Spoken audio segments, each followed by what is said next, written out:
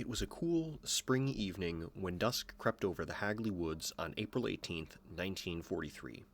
The air was crisp, and the atmosphere was thick with the quiet anticipation of nightfall. Four boys, Bob Hart, Tom Willits, Fred Payne, and Bob Farmer, embarked on a late-night adventure. At this time, World War II was still raging on in Europe, casting a long shadow over the lives of everyone in England. The daily stresses of the war, the constant threat of German bombing raids, and the weight of fear made it all the more important for the boys to escape, if only for a little while. Hailing from Worcestershire, England, the boys knew they were doing something wrong. Hagley Woods was part of the sprawling estate owned by Lord Cobham, and trespassing on his land could bring serious trouble. But they were determined to push the risk aside. After all, the woods were quiet, and if they kept their voices down, no one would even know they were there. They might even get lucky and be able to catch a rabbit or two to supplement their meager food rations. After a while, one of the boys, Bob Farmer, yelled back to his friends that he had spotted a wych elm, which is a type of tree known for its distinctive and strange appearance, and that he was going to climb it. Although the other boys could not determine why Bob was so eager to climb the tree, they didn't mind, and so they gathered around the base of the tree as they watched Bob make his way up. Having reached the top, Bob took a second to look around and survey the land.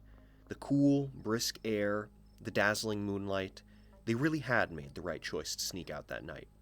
However, out of the corner of his eye, Bob noticed a glimmer of white lodged in the tree. Curious, he reached down and pulled it out, assuming it to be a bird's nest full of eggs. However, what he found was not a bird's nest. There, in his hands, Bob was holding a human skull. Hair still clinging onto it, and horrible, jagged teeth protruding from its mouth, Bob tried all he could to hold in his scream. After all, if anyone were to find out they were trespassing on Lord Cobham's estate, this gruesome discovery would be the least of their problems. Placing the skull back into the tree, Bob made his way down, and the four boys promised each other that they would never tell a soul what they had found that night. Satisfied with their pact, they made their ways home, albeit much faster than they had come in. Despite making a promise, 17-year-old Tom Willits couldn't shake the image of the skull from his mind. After all, what was something like that doing stuffed in a tree? He just couldn't help but feel that something was terribly wrong, and after much deliberation, he told his parents what he and his friends had found in the wych elm in Hagley Woods. The area surrounding the wych elm was quickly cordoned off, and police began a thorough investigation as to what happened there. Inside the tree, police discovered that not only had there been a skull, but a whole woman's skeleton. Furthermore, they discovered that her hand was missing and that the bones had been scattered around to the base of the tree. Not far away, police found several other personal belongings, ranging from scraps of clothes, an imitation gold ring, a lighter, and most disturbingly, a piece of taffeta fabric that had been stuffed inside the mouth of the skull, indicating that the woman had been suffocated. When brought to the medical examiner, Professor James Webster, he concluded that the woman was around 35 years old, had light brown hair, and was short at just 5 feet tall. He also estimated that she had been deceased for around 18 months. Interestingly enough, in July 1941, a businessman and a schoolteacher both reported to the police that they had heard a woman's screams coming from Hagley Woods. Although police searched the area, they came up empty-handed, and so shortly afterwards abandoned the search. Professor Webster was convinced that the death of this unknown woman could only have been a murder. In his own words, he stated, quote, "I cannot imagine a woman accidentally slipping in there. Neither do I think it reasonable for a woman to crawl into that place and commit suicide." He also concluded that the woman had been placed into the tree trunk before the onset of rigor mortis, the post-death stiffening of the body's muscles, and that the woman must have been murdered close to the wych elm. Otherwise, it would not have been possible to transport her body and then stuff her into the tree before the rigor mortis set in. Following this gruesome discovery, police contacted nearly every dentist in the area, hoping that they might be able to match some form of dental records to her distinct, protruding teeth. Police also combed through over 3,000 missing persons reports to see if there were any women out there that matched to the description of the body. Unfortunately, both of these lines of inquiry did not yield any results. As the weeks passed, the mysterious case of the woman in the wych elm began to grow old.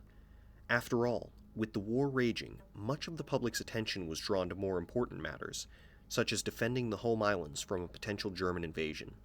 And so, 6 months later, the case had seemingly been all but forgotten about. That is, until the graffiti started showing up. Right as the case began to lose notoriety, in December 1943, the first message, written in chalk on the side of a house nearby Old Hill, reading, quote, "Who put Lubella down the Wych Elm?" appeared. This was the first time a name had ever been attached to the deceased woman, and the police were immediately concerned. Over the ensuing months, many more similarly eerie messages began appearing all around town, all apparently written in the same hand. The most well-known example of which, appearing on the 200-year-old Witchbury obelisk at Hagley Hall, reading, quote, "Who put Bella in the Wych Elm?" Obviously, whoever was placing the graffiti around town must have known, or had been connected to Bella, but appeals by the police to find the elusive artist proved unsuccessful. By the late 1940s, the police were no closer to finding the culprit as on the day the body was retrieved, although 3 common theories as to what may have happened popped up. The first and perhaps most disturbing theory claims that the victim, Bella, was the victim of a sort of black magic ritual.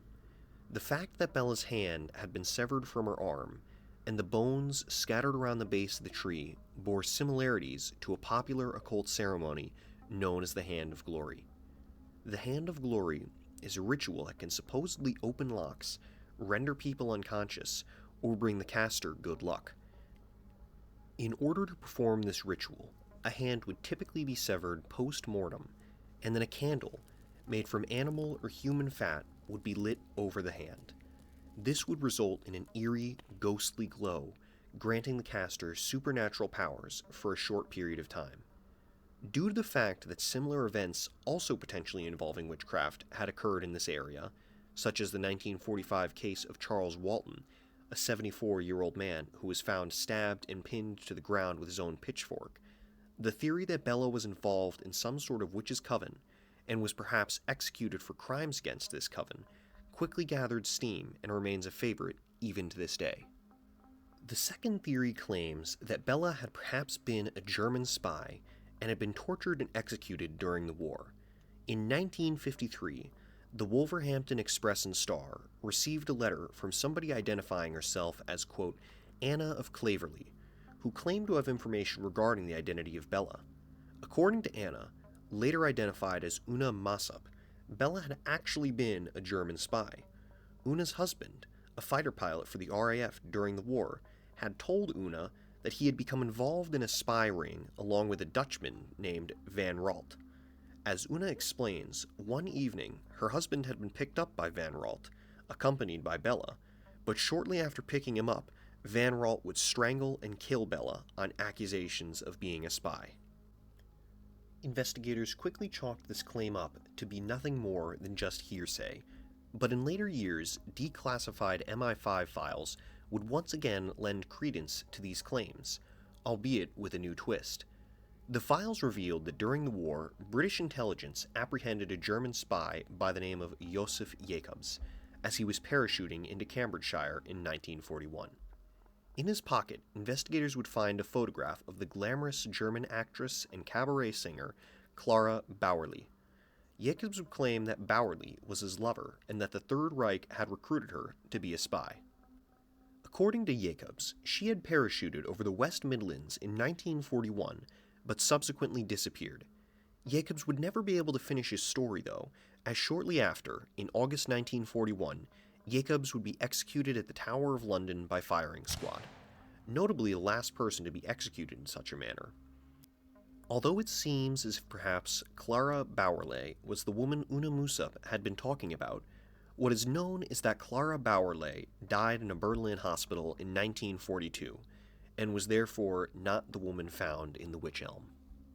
The last, and perhaps most likely of the theories, attempts to explain that Bella was likely just a transient person.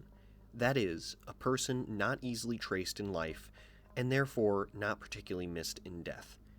In August 2014, the BBC Radio 4 broadcast put forth a story that Bella was likely a prostitute who worked in the streets around Hagley Road.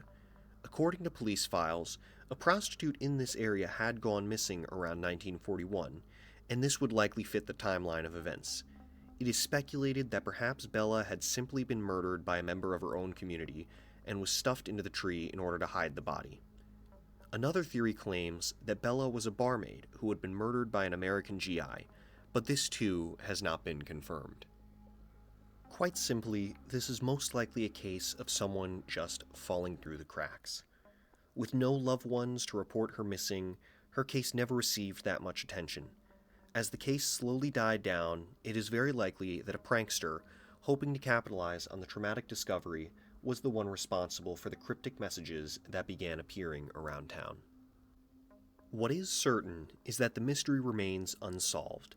The whispers of witchcraft, the severed hand, the eerie graffiti, and the dark presence of the Wych Elm continue to haunt the legend of Bella, leaving an unresolved and chilling question in the shadows of history. Who really put Bella in the Wych Elm? If you liked that video, please consider leaving a like and a thumbs up, and if you have any suggestions for future videos or ways that we can improve, please leave them in the comments below. With that, thank you for listening, and I hope to see you in the next video.